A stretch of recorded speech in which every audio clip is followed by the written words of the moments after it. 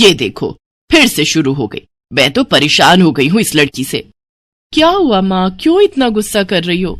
गुस्सा न करूं तो क्या करूं? हाँ, कब से आवाज लगा रही हूँ, लेकिन इन मैडम को एक बार में सुनाई कहाँ देता है। ओहो माँ, आप ही देखो ना, मैंने कितना सुंदर डिजाइन बनाया, बस इसी में ध्यान लगा था मेरा, शायद इसीलिए आपकी आवाज सुनाई नहीं दी होगी। अच्छा बताओ क्या काम है, मैं ये बाद में पूरा कर लूंगी। कुछ काम नहीं, खाने की थाली कब से लगा कर रखी है, अब महारानी को फुर्सत मिल गई हो तो चलकर खा लो। अच्छा खाना खाना है, अब आप शुरू करो, मैं बस 2 मिनट में आऊं। हाँ हाँ पता है तेरे 2 मिनट। इतना कहकर हिना की माँ सुमित्रा गुस्से में वहां से चली गई और फिर खाने की मेज पर। अरे क्या हो गया, इतने गुस्से में क्यों हो भाग्यवान? अब आप ही समझा लीजिए अपनी लाडली को, मेरी तो एक नहीं सुनती।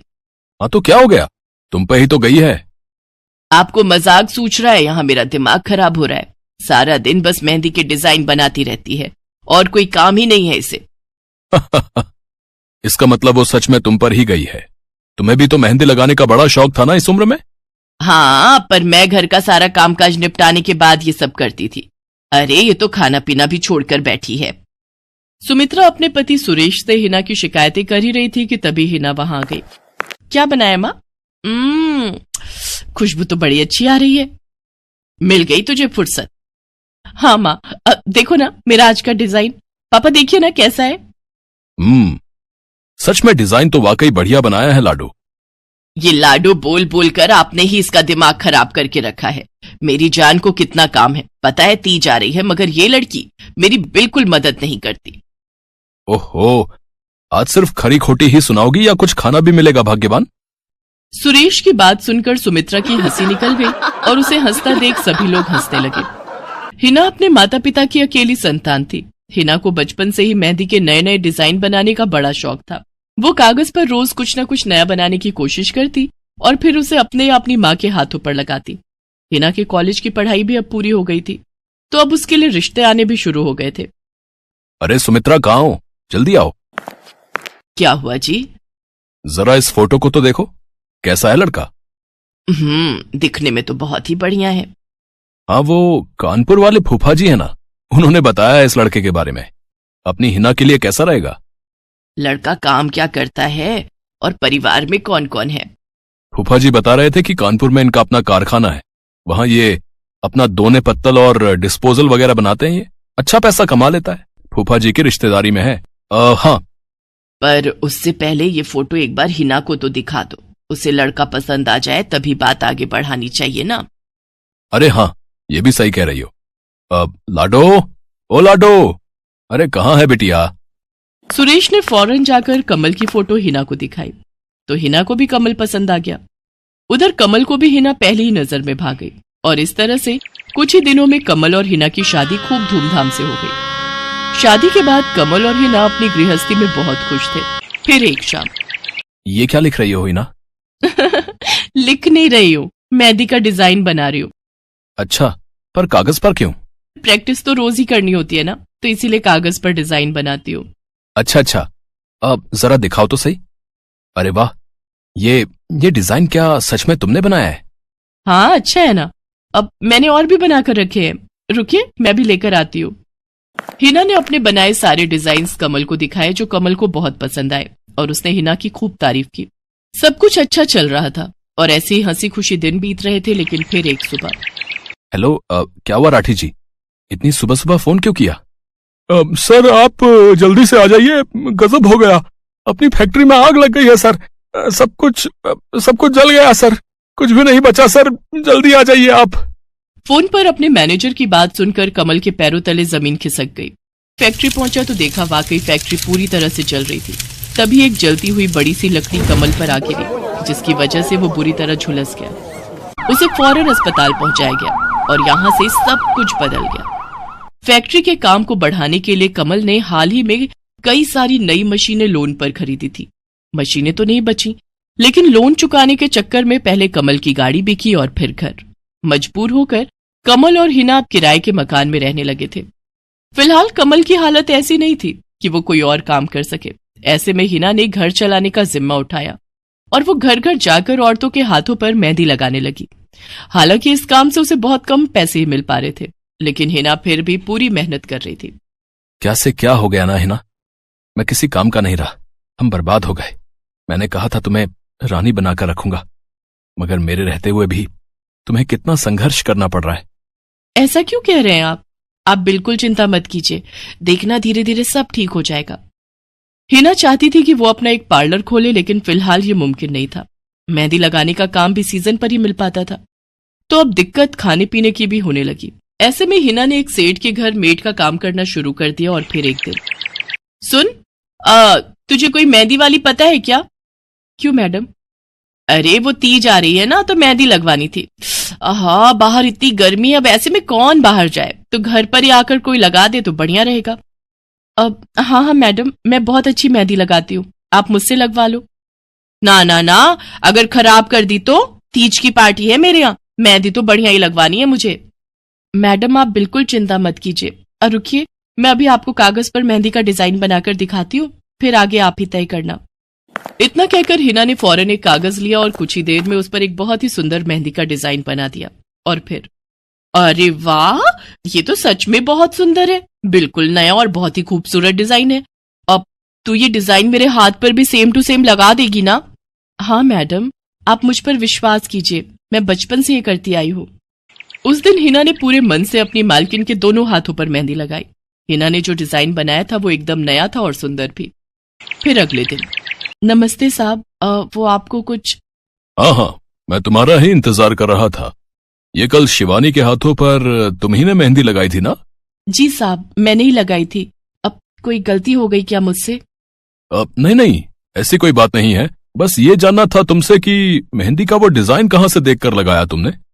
कहीं से नहीं साहब, वो तो मैंने खुद से सोचा था, मैं कभी कहीं से देखकर डिजाइन नहीं बनाती। अच्छा, अगर ऐसा है तो जरा ये कागज और जरा इस पर एक मोर की थीम पर बेस्ड एक डिजाइन बनाकर दिखाओ, पर याद रहे डिजाइन बिल्कुल नया होना चाहिए। जी साहब, बस 2 मिनट दीजिए। हिना ने बस कुछ मिनटों के अंदर वो करके दिखा दिया, जिसे देखकर उसका मालिक साहिल मल्होत्रा हैरान रह गया। वाह, सच में कमाल है ये तो। अब तुमने डिजाइनिंग सीखी है क्या कहीं से? नहीं साहब, सीखी तो नहीं, लेकिन मुझे बचपन से ही शौक है मेहंदी लगाने का, तो बस इसीलिए। समझ गया। देखो हिना, तुम्हारा हुनर लाजवाब है और तुम्हें अपने इस हुनर को ऐसे बेकार नहीं जाने देना चाहिए। जी मतलब? तुम्हें पता है ना, मेरी फैक्ट्री में लेडीज कपड़ों के लिए कपड़ा बनता है, लेकिन काफी समय से मैं परेशान हूं, क्योंकि सूट साड़ियों वगैरह के लिए मेरे पास नए डिजाइन की कमी पड़ गई है। लेकिन अब लगता है ये कमी नहीं रहेगी। बोलो, बतौर डिजाइनर मेरे लिए काम करोगी तुम? जी साहब, बिल्कुल करूंगी। ये हिना के लिए सपने के सच होने जैसा था। अब वो काम वाली बाई से एक डिजाइनर बन गई। वो साहिल की फैक्ट्री में बनने वाले कपड़ों के लिए हर रोज नए नए डिजाइन बनाने लगी, और इसके बाद साहिल के फैक्ट्री में बनने वाले कपड़े की डिमांड काफी बढ़ गई, और इसके चलते हिना को भी उसके काम की बढ़िया सैलरी मिलने लगी। हिना अब अपनी कमाई से न सिर्फ अपना घर खर्च चलाने लगी, बल्कि उसने शहर के बढ़िया डॉक्टर से कमल का इलाज भी कराया, जिससे कमल बहुत जल्दी ठीक हो गया और उसने भी काम करना शुरू कर दिया। पर इस सब में पूरा 1 साल बीत गया और एक बार फिर से तीज का त्योहार आया। देखिए तो कैसी लग रही हूं मैं? बिल्कुल चांद जैसी लग रही हो। हिना ने नई हरे रंग की साड़ी पहनी हुई थी, जो उसने खुद डिजाइन की थी, और वाकई वो उसमें बहुत ही सुंदर लग रही थी। हिना, तुम सच में बहुत बहादुर हो। मैं तो उस हादसे के बाद उठकर खड़ा ही नहीं हो पाता, लेकिन तुमने सब कुछ ठीक कर दिया। तीज का ये त्योहार ही इसलिए है जी, मैं आपको कभी कुछ नहीं होने दूंगी।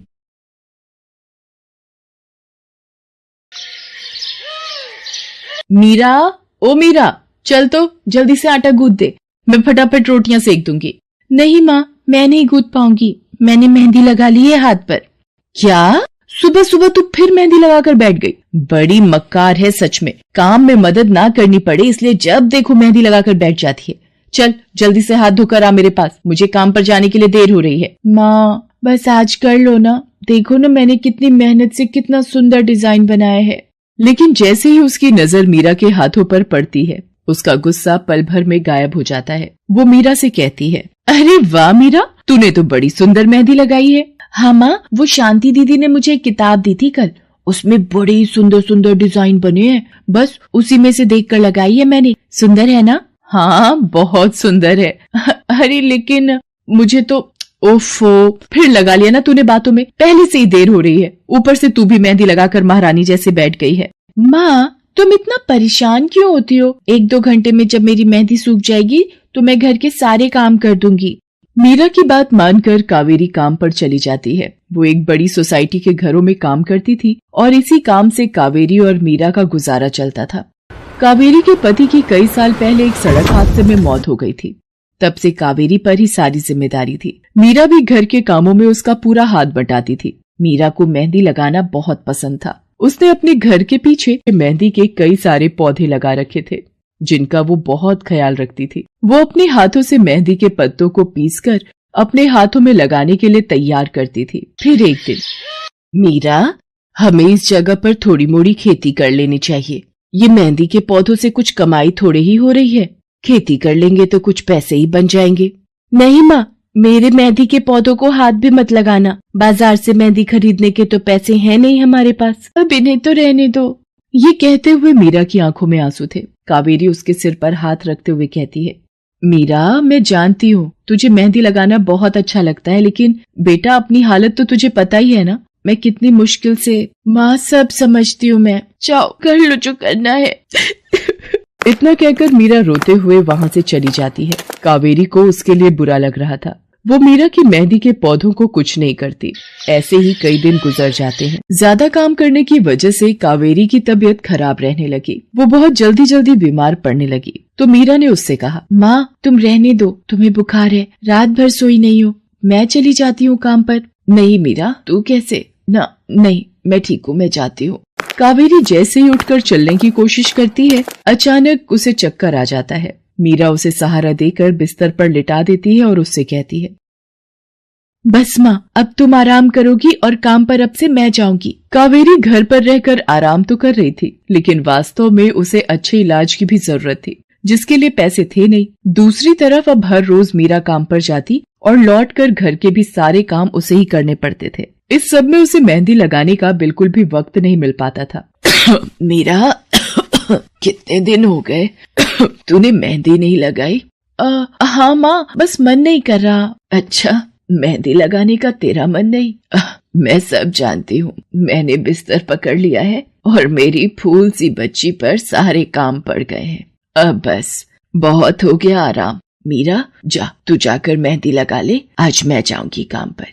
नहीं माँ, तुम कहीं नहीं जाओगी, मैं कर लूंगी सब। और मैं सच बोल रही हूँ, मैं बड़ी हो गई हूँ, ये मेहंदी वेहंदी का मुझे शौक नहीं। इतना कहकर मीरा काम पर जाने के लिए घर से निकल जाती है। कावेरी की आंखों में आंसू आ जाते हैं।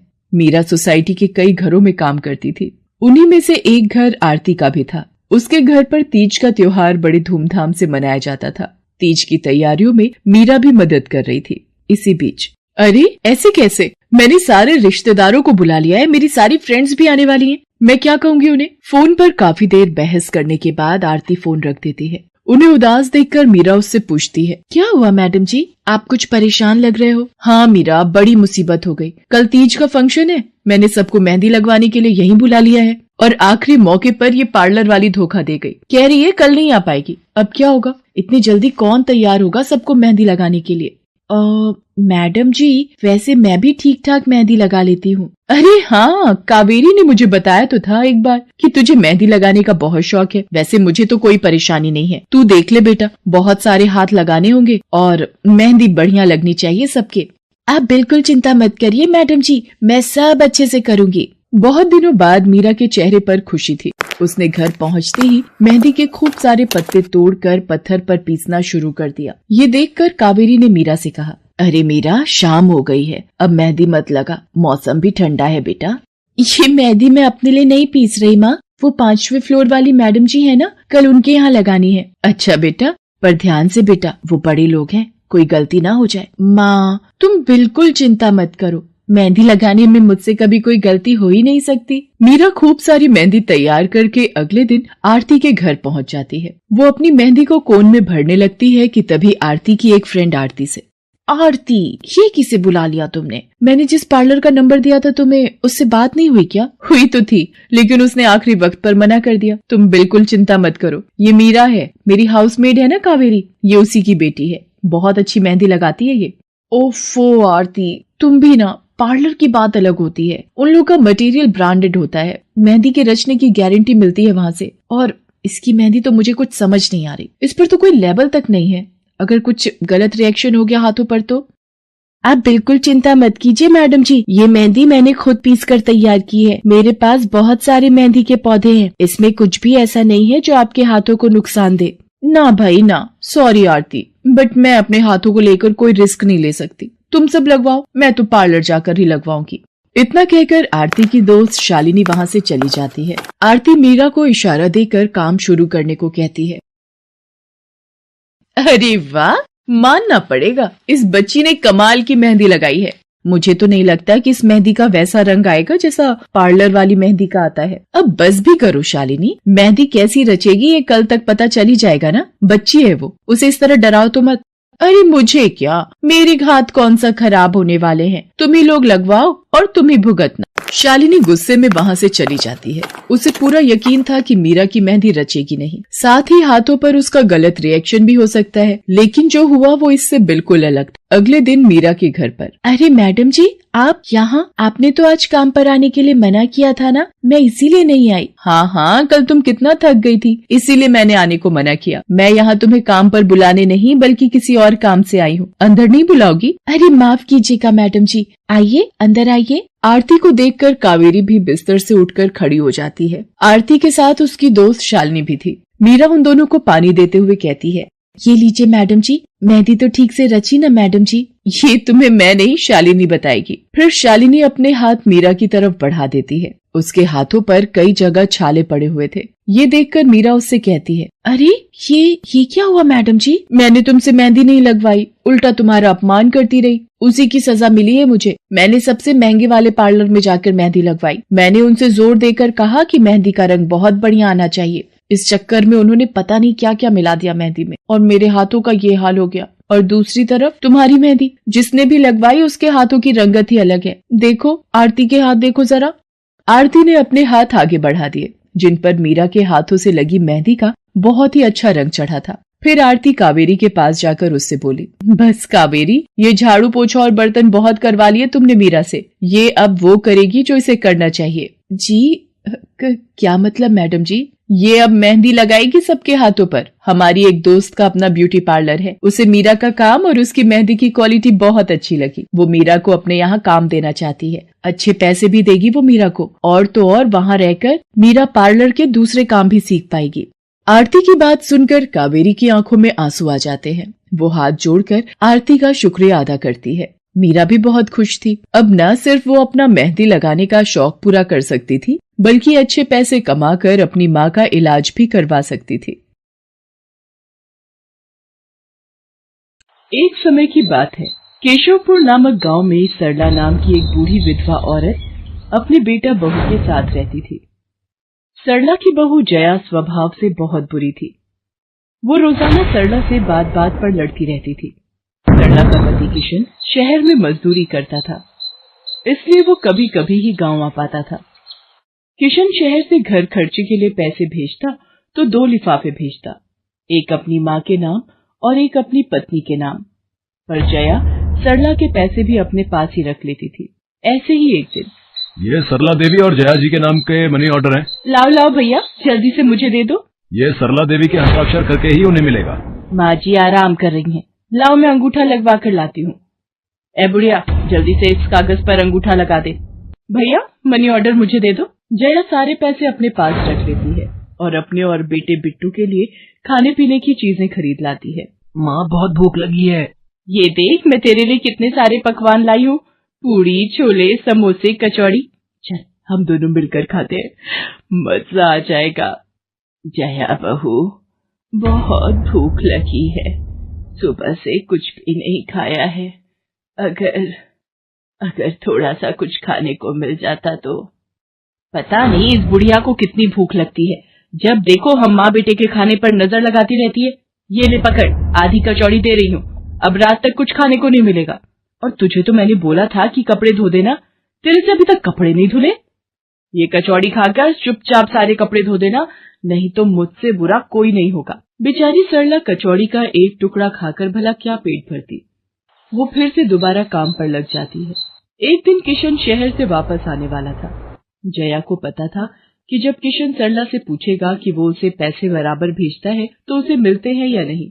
ये बात सोचकर जया थोड़ा घबरा जाती है और वो सरला से कहती है, ओ बुढ़िया, अगर तूने अपने बेटे से कहा कि तुझे उसके भेजे हुए पैसे नहीं मिलते तो मुझसे बुरा कोई नहीं होगा। वो तो एक दिन रहकर चले जाएंगे, उसके बाद जो मैं तेरा हाल करूंगी ना, फिर तू देखती रह जाएगी। इसलिए अपने बेटे के सामने दुखड़े रोने की कोशिश मत करना। नहीं बहू, मैं किशन को कुछ नहीं कहूंगी।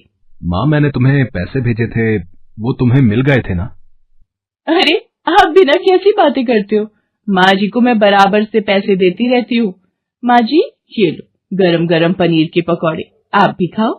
किशन 2 दिन रहकर शहर वापस चला जाता है। जया फिर से अपने रूप में आ जाती है। दिन भर सरला काम करके एक दिन चक्की से आटा पिसवा कर लौट रही थी कि अचानक उसे चक्कर आ जाते हैं। रिक्शा में जाती एक लड़की देख लेती है। भैया, इन्हें उठाने में मेरी मदद करो, बेचारी पता नहीं कौन है।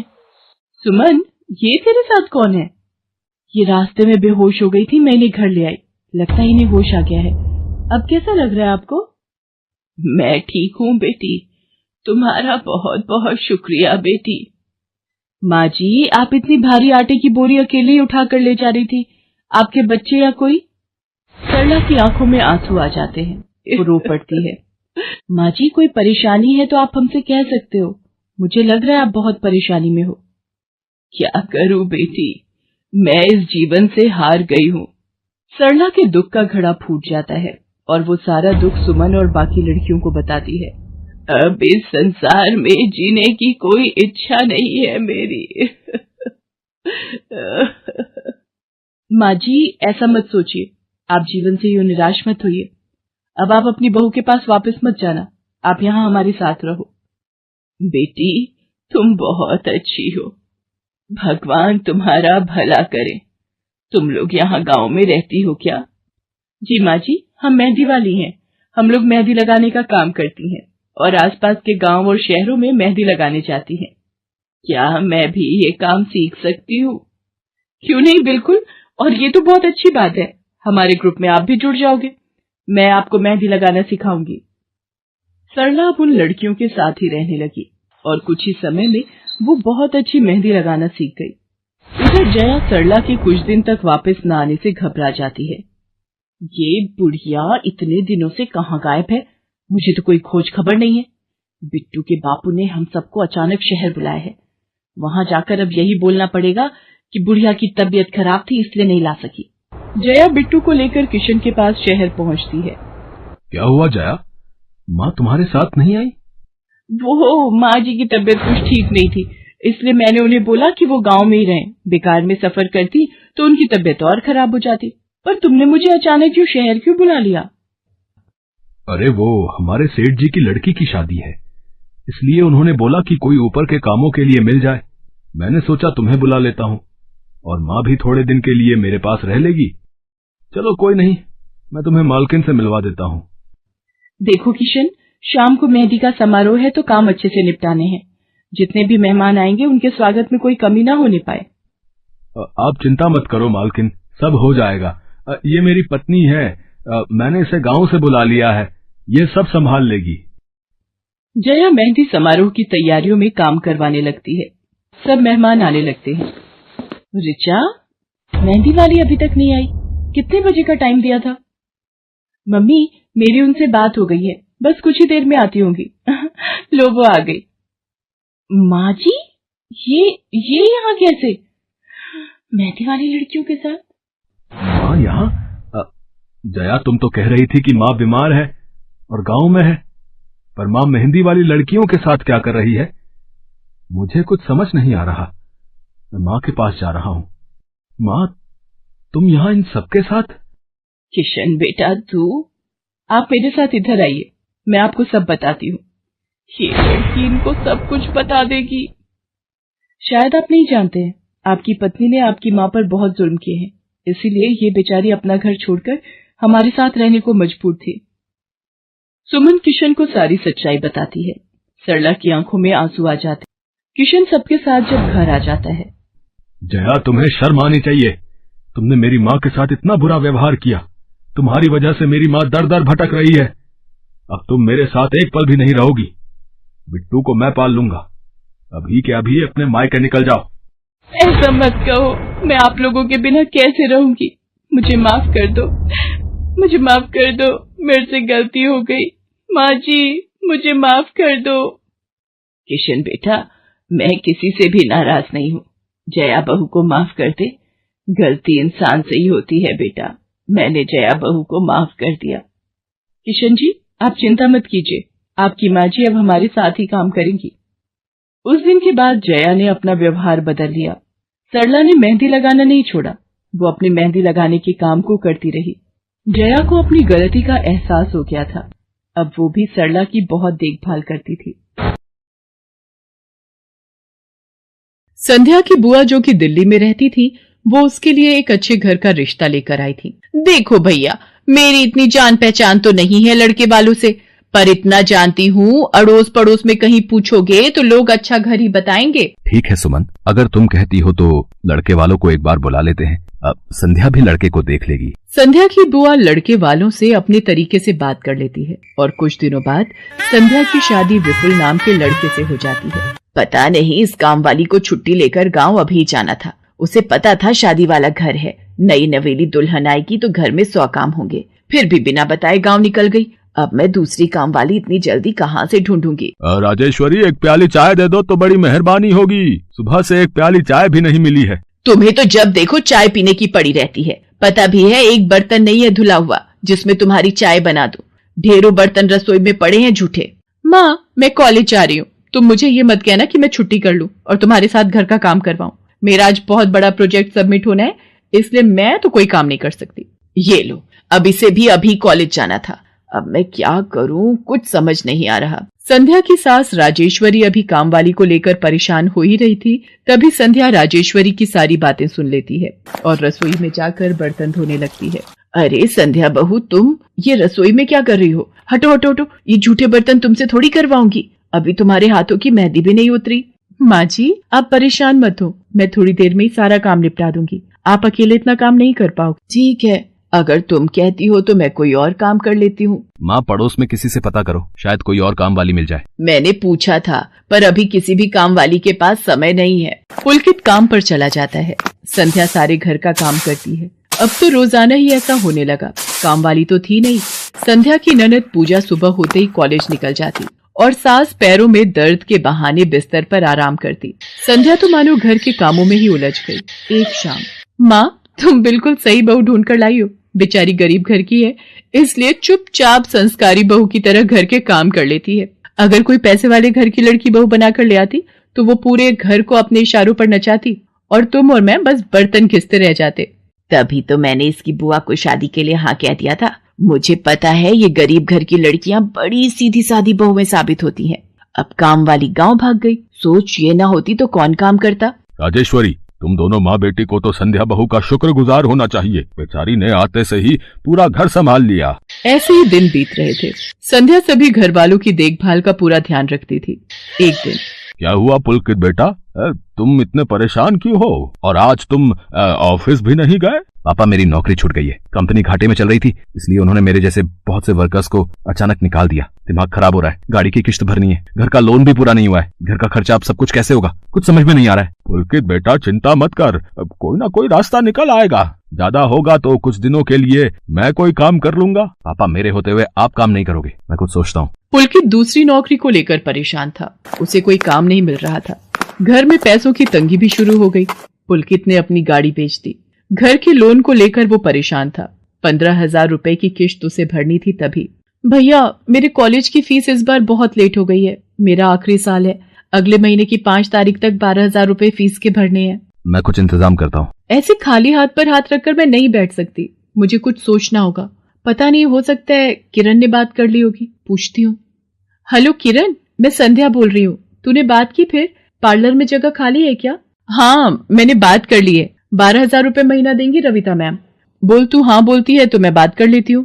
ठीक है, तू हाँ बोल दे, कम से कम कुछ तो पैसे आ जाएंगे। संध्या पुलकित से पार्लर में मेहंदी लगाने की नौकरी की बात करती है।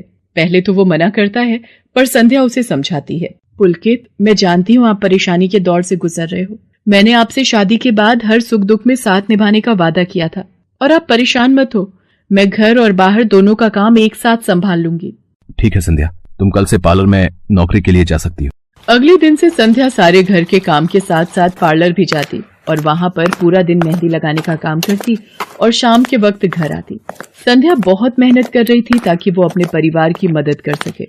संध्या बहुत सुंदर मेहंदी लगाती थी। ये बात उसकी सास को तब पता चली जब उसने पार्लर में काम करना शुरू किया। संध्या को पार्लर में काम करते हुए 1 महीना बीत चुका था।